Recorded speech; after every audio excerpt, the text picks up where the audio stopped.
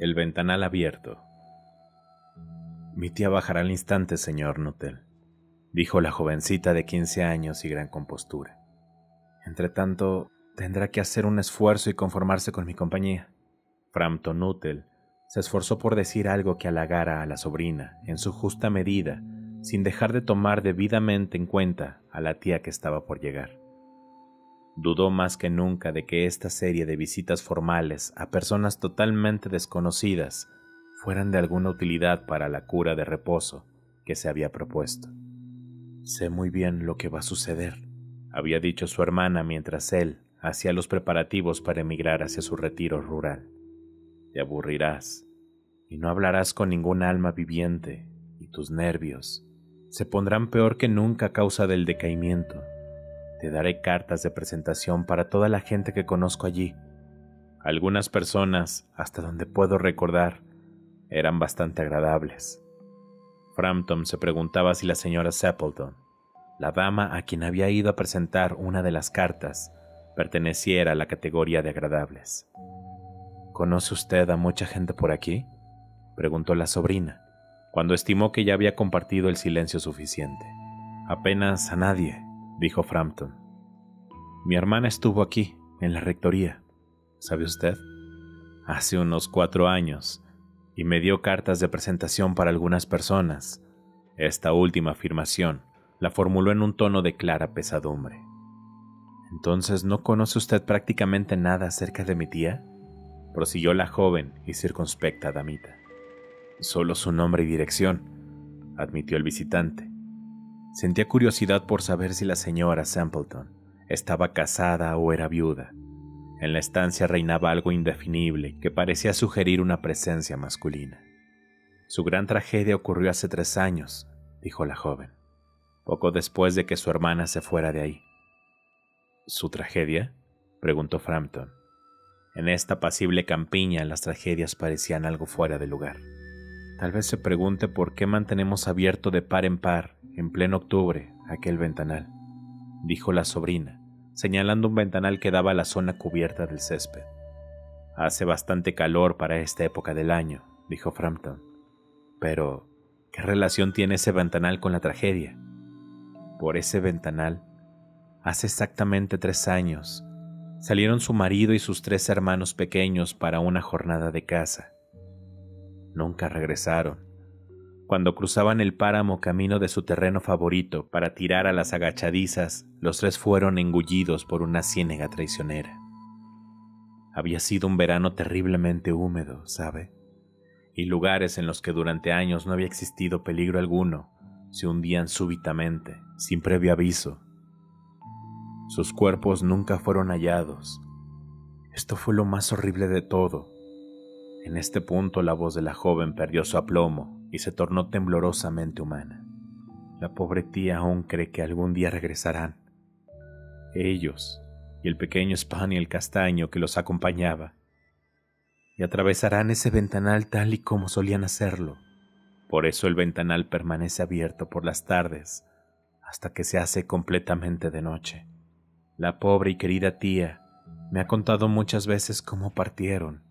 Su marido, con su capote blanco impermeable bajo el brazo, y Ronnie, su hermano menor, cantando como de costumbre, Bertie, ¿por qué brincas?». Porque sabía que esa canción le irritaba especialmente, ¿sabe? Algunas veces, en las tardes plácidas como esta, tengo la sensación de que todos ellos volverán a entrar por ese ventanal. Se interrumpió con un ligero estremecimiento. Fue un alivio para Frampton el momento en que la tía interrumpió en la habitación, pidiendo 1000 disculpas por haberlo hecho esperar tanto. «Confío en que Vera haya sido capaz de entretenerle», dijo. «Me ha contado cosas muy interesantes», aseguró Frampton a su vez. «Espero que no le moleste ese ventanal abierto», dijo alegremente la señora Stapleton. «Mi marido y mis hermanos volverán de la casa y siempre entran por ahí. Hoy han ido a por agachadizas a las marismas. Así que pondrán pérdidas mis pobres alfombras. Muy propio de hombres, ¿no es así?». Continuó su animada charla acerca de la caza y la escasez de las aves, y sobre las perspectivas que habría de cazar patos en invierno. A Frampton todo aquello le resultaba sencillamente horrible. Hizo un esfuerzo desesperado, pero solo parcialmente victorioso, por desviar la conversación hacia un tema menos macabro. Era consciente de que su anfitriona no le prestaba más que una parte de su atención y de que sus ojos se dirigían, por encima de él, hacia el ventanal abierto y el césped posterior. Ciertamente, resultó una desdichada coincidencia que hubiera ido a visitarla en ese trágico aniversario. Los médicos han coincidido en prescribirme un reposo total.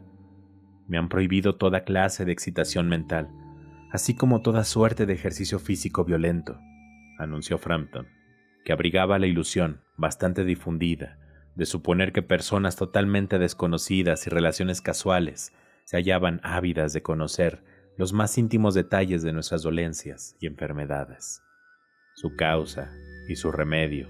En cuanto a la dieta, no están muy de acuerdo, concluyó.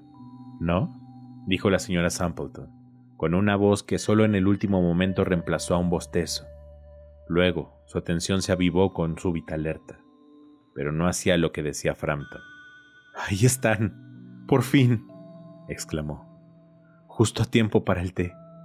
Y parece que vienen cubiertos de barro hasta los ojos».